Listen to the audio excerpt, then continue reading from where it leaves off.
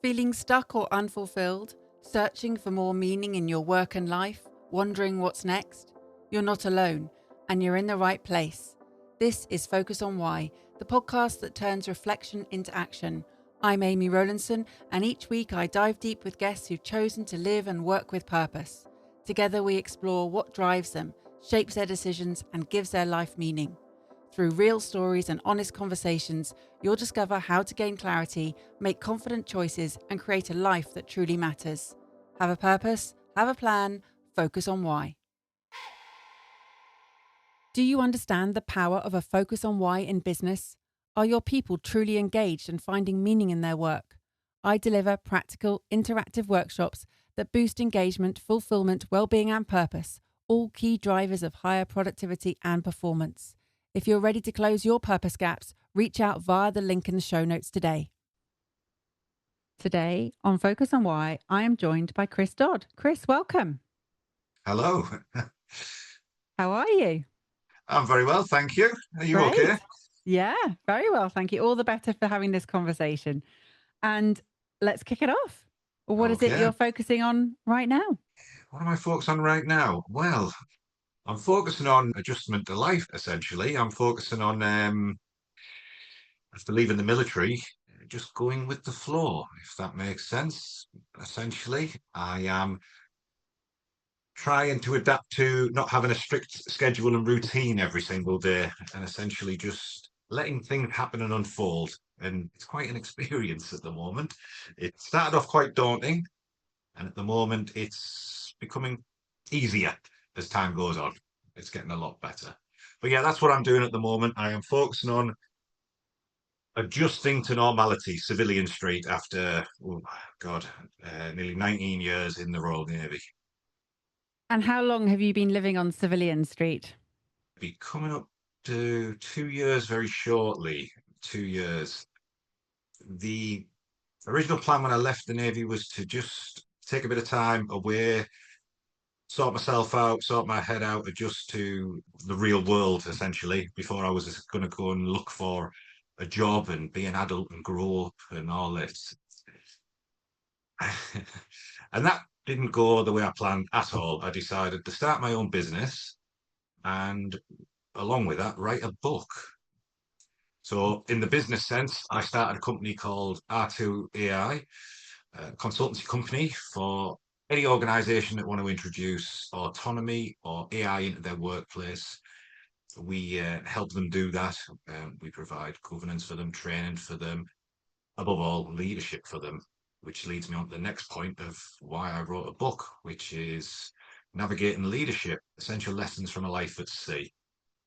Now, most books wrote in the military are by high-ranking officers, admirals, people who've been to war, stormed buildings, SES people, that sort of thing. My book's nothing like that. If you're looking for a high body count or you're looking for excitement with explosions, you ain't going to get it. My book's all about first-time leaders, those that have started off and are very unsure of what they're doing, as we all do when we first get a leadership role. And I decided I need to do something. I need to help. And from my experience, the Royal Navy has been very good right at the very beginning of teaching you how to be a leader.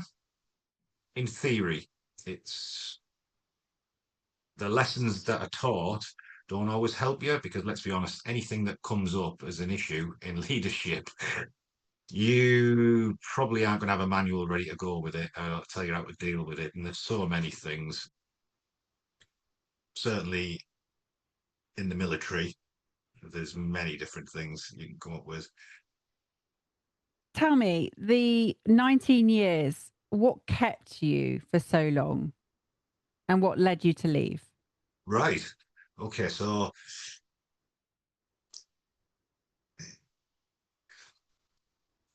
the reason I chose to join the Navy initially, essentially, so I was young teenager, did my apprenticeship in vehicle mechanics. I was apprentice car mechanic, Brick Street Garage in up in Teesside, and I got sick of lying in puddles at the side of the road fixing cars. So I decided to join the Royal Navy and lie in bilges and fix engines. The only difference being it was a little bit better money. My main reason for joining the Navy was I wanted to see the world. I wanted to get out of where we were, and this seemed like the best reason to do so. Joined the Navy, and I have had some major highs in the Navy, and I've had some major lows in the Navy. And when you ask me what kept me in the Navy for so long, I don't really know. There's been points where I've been wanting to throw in the towel and leave because I'm just not enjoying it. And there's been points where I've thought, this is the greatest job in the world. Why would I ever leave? Looking back, I've done very well out in the Navy. It certainly given me experiences that you wouldn't get anywhere else. It's given me skill set, certainly wouldn't be able to get anywhere else. And it's given me education above all. The armed forces is very good at giving you funding towards degrees and apprenticeships and that sort of thing. So the amount of time I've stayed in the Navy, again, I wouldn't know why. I was very much coming towards the end of the career, which was 22-year mark, and I was medically discharged. That was partly a choice on me. I think it was 2023, but don't quote me on that, right? I just landed myself it was just after COVID, and I was on a deployment in the Gulf, and it was horrendous. COVID had hit. The world was in absolute upside down. No one knew what was going on. No one knew how to approach it. And I had a 9 month deployment in the Gulf with COVID in the air. As you can imagine, it was horrendous being locked on a tiny ship. My background is mine hunting ships. So anyone who knows what a mine hunter is like, it's a very small vessel indeed.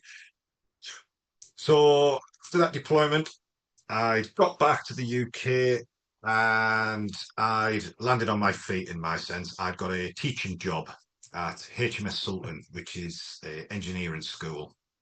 Absolutely fantastic. Teaching the young lads and lasses who were coming in, engineering and everything like that. And I love teaching. It's just something I really enjoy. So for me, this was a golden job. And I got there and I was there for about 9 months and I kept complaining of having toothache and swelling in my cheek and jaw, and something wasn't quite right in my body. I'd started training quite a lot, doing a lot of running, and within 6, 7 weeks, I probably had the greatest weight loss I'd ever had in my life. And I thought, oh, I'm smashing this. Look how good I look. It turned out I had cancer, but yeah, I certainly look good in the mirror with it though. But following on from that, the misdiagnosis I essentially had was because I kept going to sickbay and they diagnosed me with having a blocked saliva gland. So I spent about 6 to 7 weeks trying to massage my cheek to unblock a saliva gland, but it was a tumor the size of a golf ball. So in the end, enough was enough. I'd seen a dentist and he referred me for treatment. The hospital found it straight away and absolutely fantastic. Rest is history. They dealt with me. I was lucky enough to be selected for a experimental trial to receive some proton beam therapy rather than the old radiotherapy, which meant moving to the Christie Hospital in Manchester. I was there for about 9 weeks, all in all, and it was brilliant. They cooked the life out of me, my neck and everything. They got rid of the tumor, all went, and yeah, I'm still alive. I'm still here. Certainly don't want to seem ungrateful in any way, but the after effects of what it left me with was quite debilitating in the sense of I was eating through a tube for a year. I was off work for a year, and the armed forces and the hospital were absolutely amazing at fixing me. I mean, I can't fault them what they did. Problem is with anyone who's gone through cancer, probably know that while you're getting your treatment and the build up to it, you are essentially it was described to me as running on adrenaline. And this adrenaline has to stop at some point, and this can go on for months and months. And when it does stop and crash, that's when the mental health side of things kick in a little bit. So I was very depressed. I was afterwards very not myself at all. Anyone who's gone through cancer can probably relate to that. I'm sure they can. I'm someone who's suffered with depression. God, all my life since being a teenager. I've had highs and lows and ups and downs. When you asked me earlier about the question about the Navy and what kept me in for so long, I don't know. That many highs and lows through depression is part and parcel of who I am now in my life. But lost myself there. Where did I go? So you just said anyone who's gone through cancer can relate to this, and that you're someone who's had depression since teenager, and then the highs and lows. Having been asked about that, Yeah.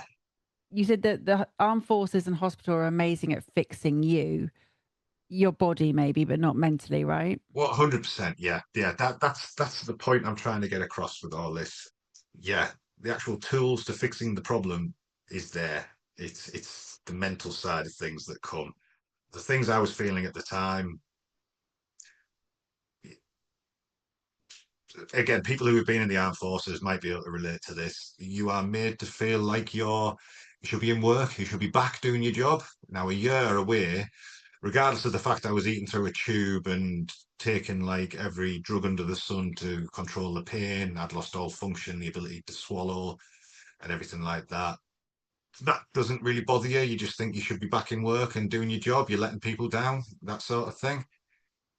And it got to the point where I wanted to go back to work. I probably wasn't ready. I probably shouldn't have went back to work there and then, but I went back to work after a year off.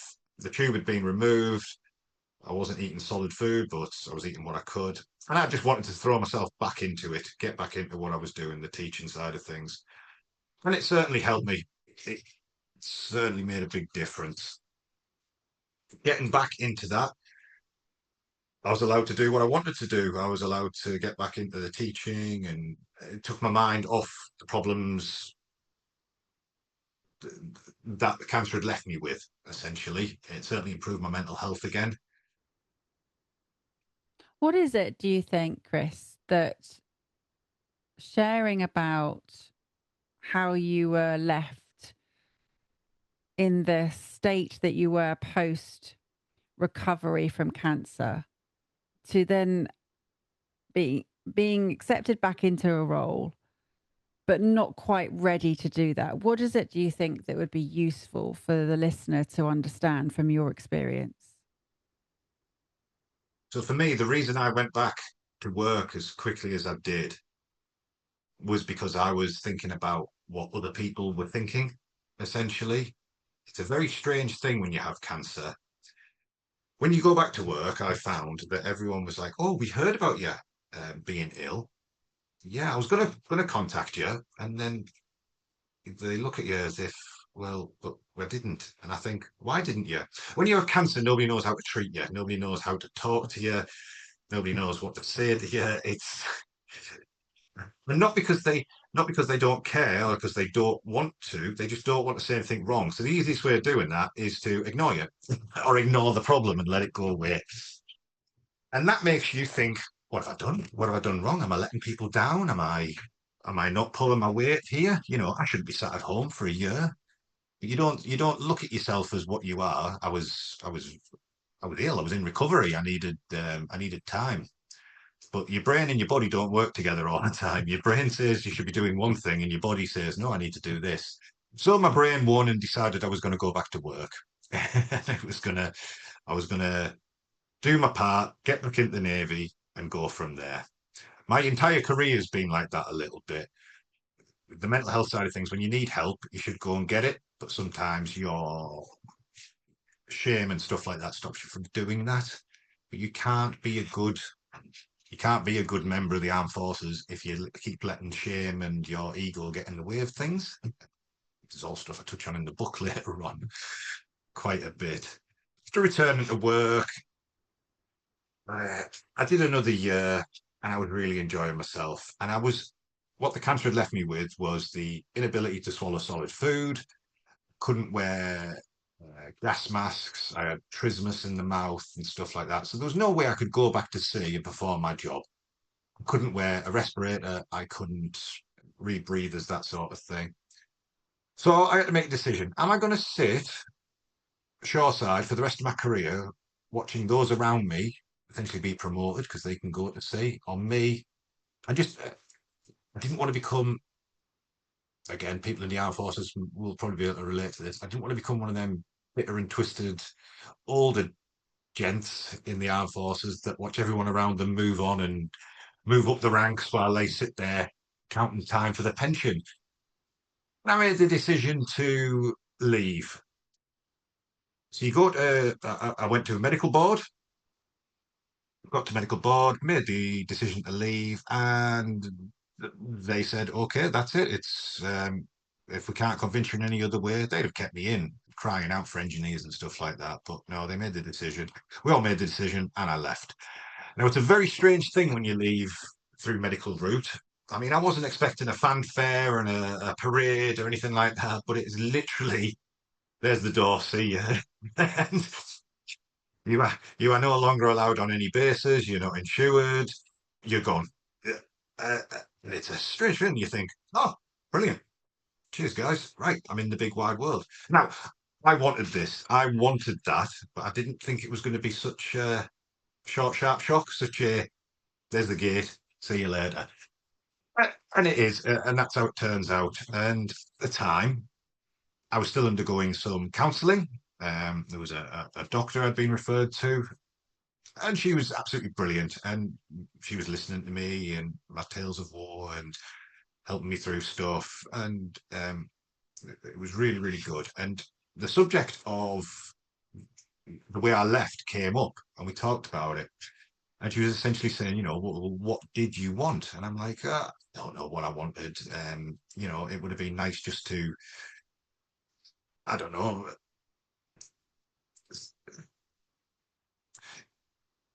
the formal setting in which you leave the Navy is very much in front of a board of people at a medical board saying, there's the door, make your way out, will do.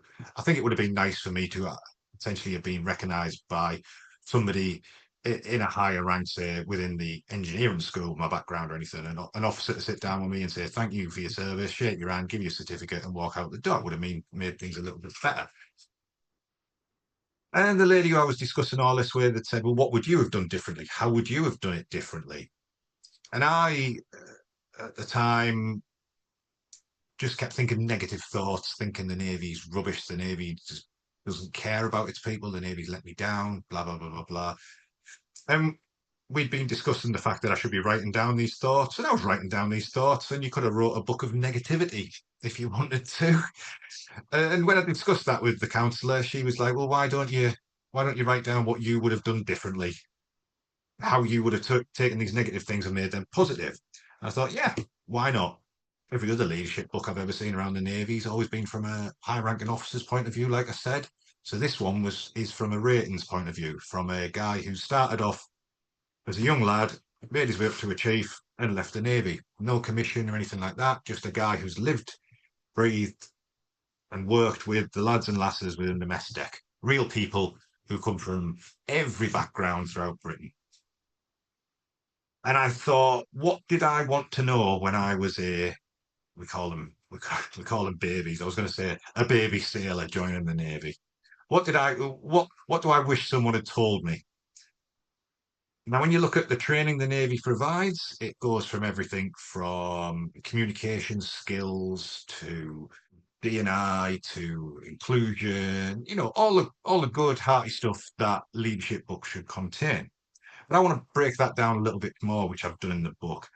I've gone from everything from why do we as sailors get up on a morning and put on a clean uniform, have a shower, have a shave, if you're a boy, that sort of thing, brush your hair.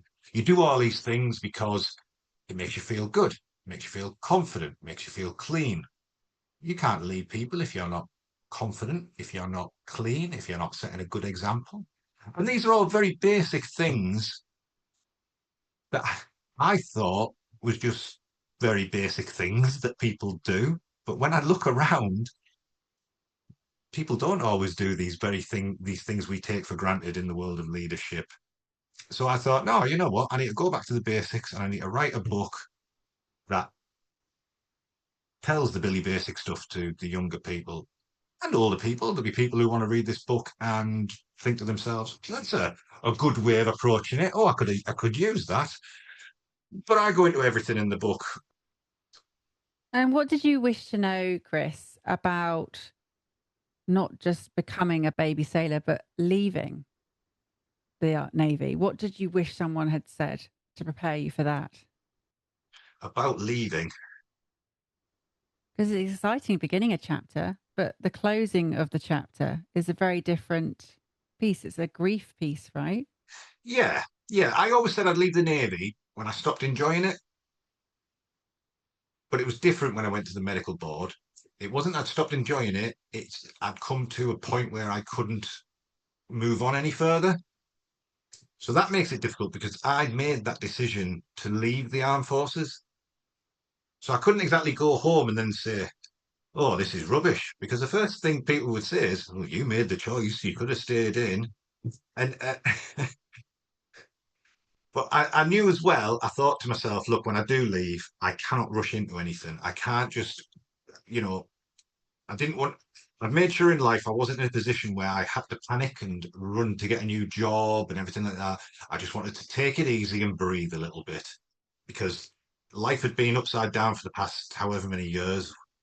With that, it was time to breathe. And it was very exciting. And it still is very exciting, day to day, still exciting, week to week.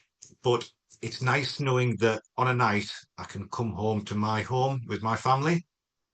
When you're in the armed forces, you at any point of the day, time, week, month, year, could get a phone call and you are off somewhere. Life is constantly uncertain. And constant uncertainty creates constant anxiety, and that anxiety lives deep underneath.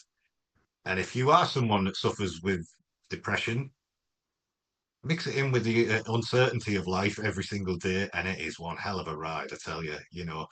You don't know whether you're coming or going the next day. I'll give you an example. When I have gone through stages of depression in the Navy, I've been able to ruin 2 weeks leave in my head because I've been waiting for a phone call to go back, or because I have been uncertain about what is going to happen when I do go back. Nothing bad, nothing bad at all. But it's very hard to when you've lived and breathed an intensive work life such as the Royal Navy, where you live in the environment where you work. You don't just knock off at 4 o'clock, go home, and shut the door on the world. You are constantly living and breathing it. And say you do that for 4 or 5 months, and then you get 2 weeks leave. It's very hard to switch off from that. It's very hard to sit here and admit that, to be truthfully honest with you. But I've got nobody to hide it from anymore. Would I ever sit there with guys in the Navy and say how I felt over my leave? Probably not. I've got to look rough and tough and all that. But now I'm don't really care, to be honest with you. I think you reach a certain age and you go through certain experiences where uh, I'll share what's going on in my head. And if people relate to it, that's brilliant. If they don't, they can think what they want, really. We all have different ways of dealing with things and stuff like that. Sorry, what was the question? You've lost myself with that one. Well, what was it you wished to have known about leaving? Was the original question. I think always deep down, I knew that you were. Now, please, people don't think I am slagging off the armed forces of the Navy because I'm not. But I think deep down, I personally always knew I was just a number. When the Navy or the armed forces want something from you, you are more than a number. You are essential to the team, essential to the way it works and operates and moves. But then to actually, and I knew deep down I was, but when I did leave and it was clear that I was just a number, you think, well, cheers, thank you. Brilliant. I knew it was coming. So again, I've got nobody to blame. Not that blame's the right word, but nobody to blame but myself for leaving. It's just the sad reality of life. My life now I have left is a lot more. It was very structured in the military, but now it's a lot more structured in the sense of I structure it. I say what I'm doing and where I'm going and how I'm doing it, and I like that a lot more. I lied actually. I've got a young cockapoo, and he structures my life and tells me where I'm going and what I'm doing and how I'm doing it. So again, I'm just following orders, but in a different way. But yeah, there's no regrets leaving. There's excitement for the future, a hell of a lot. And I think you've just got to embrace uncertainty, essentially. Like, if you think you've got your life planned out, I'm 41. I haven't got a clue what I'm doing, where I'm going. I'm just going to try and enjoy it because, I'm healthy. I didn't die of cancer. A bit of money in the bank. Life's good. What more do you want? And that's essentially it. What more do you want? Well, at this point in time, purpose is Purpose. what more you could want, or what more you could feature in your midlife beginning. Life beginning. Okay.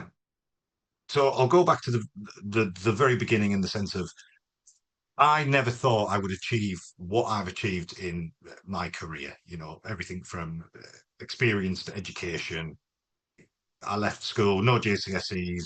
I'm still badly dyslexic, but hey ho, I've managed to get engineering degree and this, that, and the other. And that's not me showing off in any way. That's just me saying what I'm enjoying about life at the moment is the next story. I don't know what I could achieve or what's going to happen. I never thought I'd write a book. I've wrote a book. Wow, fantastic. Everyone who knows me would be like, how the hell's he wrote a book? You know what I mean? It's brilliant. And that question arises, what do you know about leadership? Well, I'm saying more than you because I wrote a book. But again, does that come across as arrogant? I don't want it to, but it's I don't claim to be a leadership expert. I've just seen and witnessed all these things that are in the book. I've seen what works and what doesn't work. The best leaders to learn from are bad leaders, I think, and I've seen lots of bad leaders, a hell of a lot of bad leaders.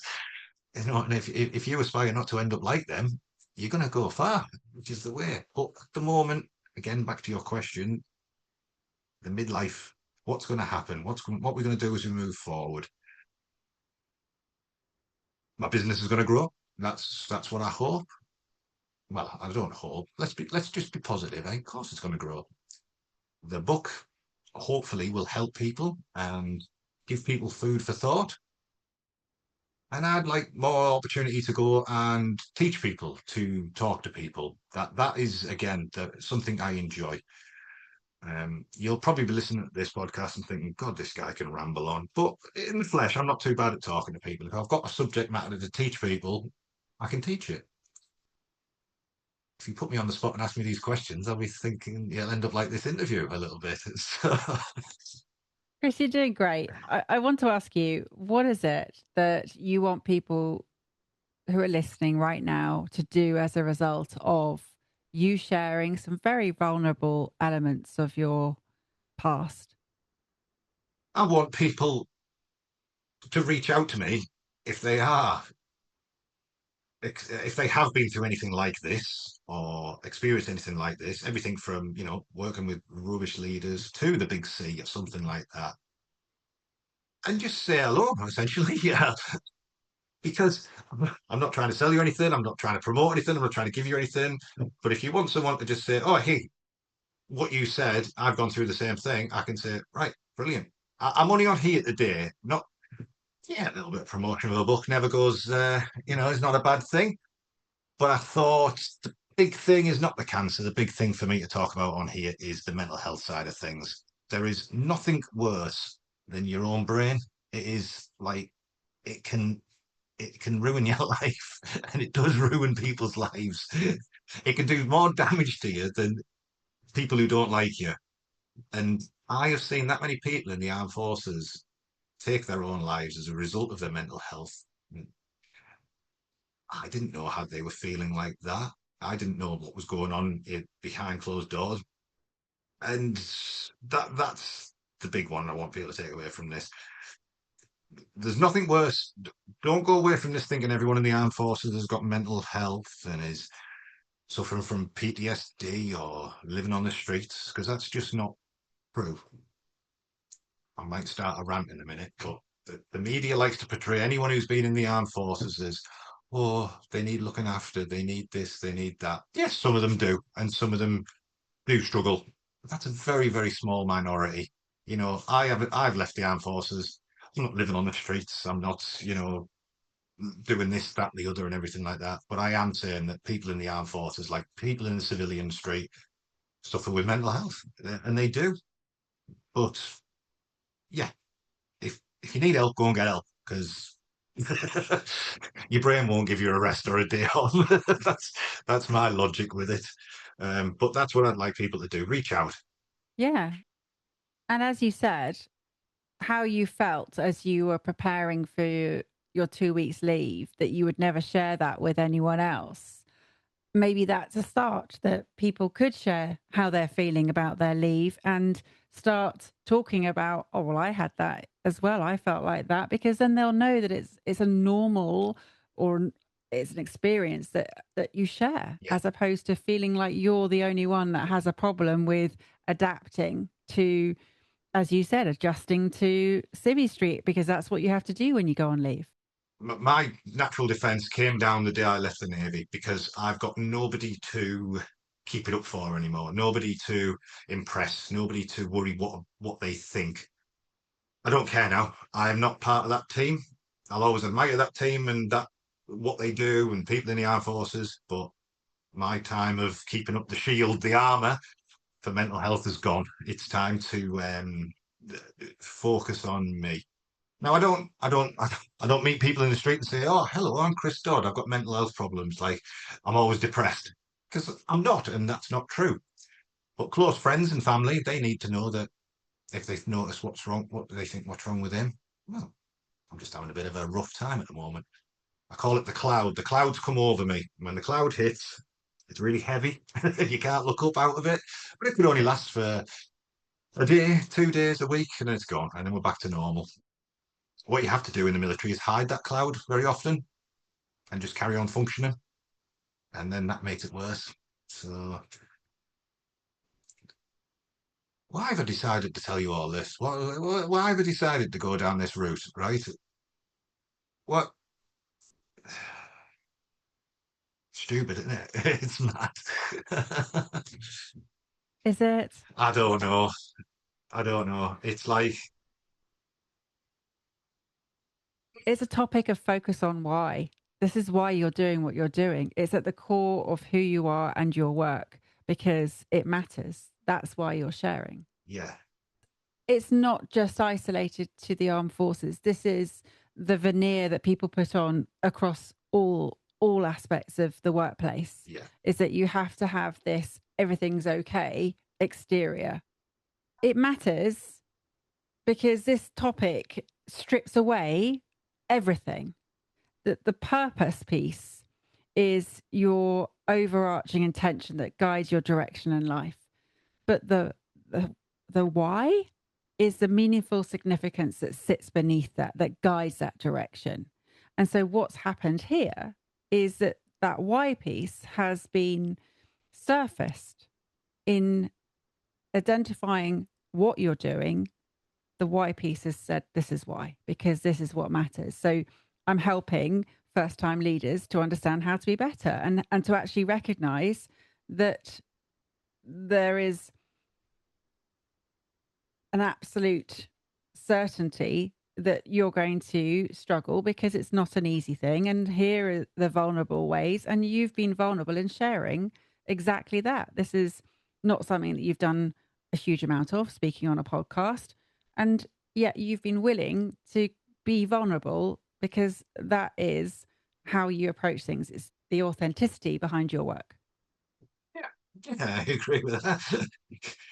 Yeah, you've explained it a lot better than I could, and it sounds a lot better when I look at it like that. The book for me was written because I wanted it to be a guide. I described it to the publisher as I want it laying out so you can just get it and flick through it. You don't essentially have to go to it for a reason. Call it a toilet book. You're only going to read it for 5, 10 minutes on the toilet. So let's just open a page and find a bit. But everything in there is broken down into small sections that I hope that when you read, you either relate with it or take something away from it. You don't have to read the book cover to cover. You don't have to memorize it. Nobody ever does. Nobody sits there and does that sort of thing with a book. But it's just designed for little snippets, reference points. And whenever you do face a problem as a leader, in the very early days or even later on, you can have all the books around you, but you won't have a chance to go and grab one and find out what to do. You'll have to have made the decision. That's why books like mine are there. They're there, so they plant something in the back of your brain, and when an issue does arise, you can think, "Oh, I've got an idea. Oh, I remember reading something like that." And that's what I wish I had right at the very beginning, as do many lads and lasses in the armed forces. But if you if you think this book covers every problems you're going to arise in leadership, or any book does, it won't, because life has a funny way of dropping you in at the deep end with things you don't expect. Certainly when it comes to leadership. Yeah. Well, that puddle got a whole lot bigger, didn't it? That from lying on the side of the road to heading out to sea and now navigating the uncertain future that you are heading towards. But it is a time to breathe, as you said. You've come back home and your life is being absolutely ruled by your excitable cockapoo. So that's Yes, fantastic. very Following true. orders from. Big shout out to But Rodney.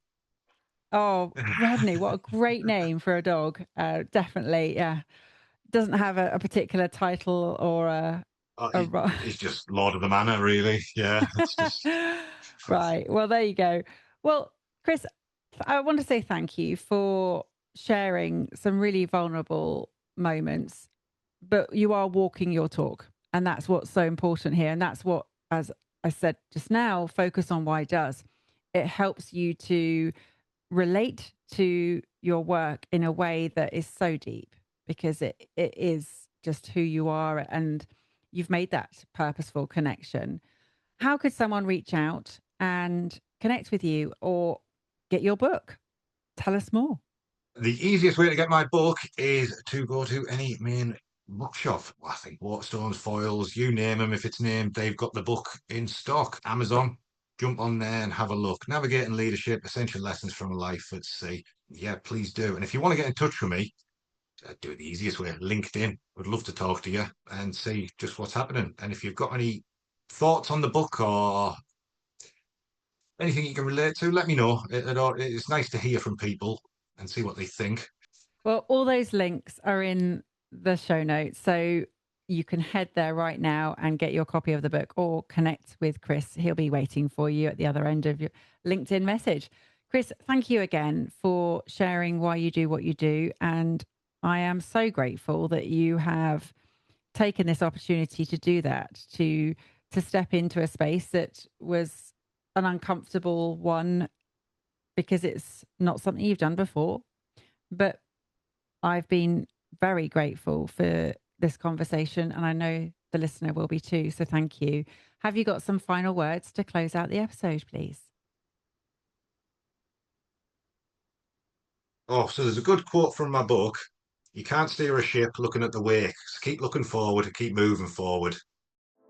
That's a wrap for today, but the journey doesn't end here. Share your takeaways, leave a review, or post your insights. Your voice helps others discover the value of these stories. Want to dive deeper into purpose? Check the show notes for ways to work with me. Get a copy of my book or to sign up for Friday Focus, my weekly newsletter packed with clarity and inspiration. Have a purpose, have a plan, focus on why.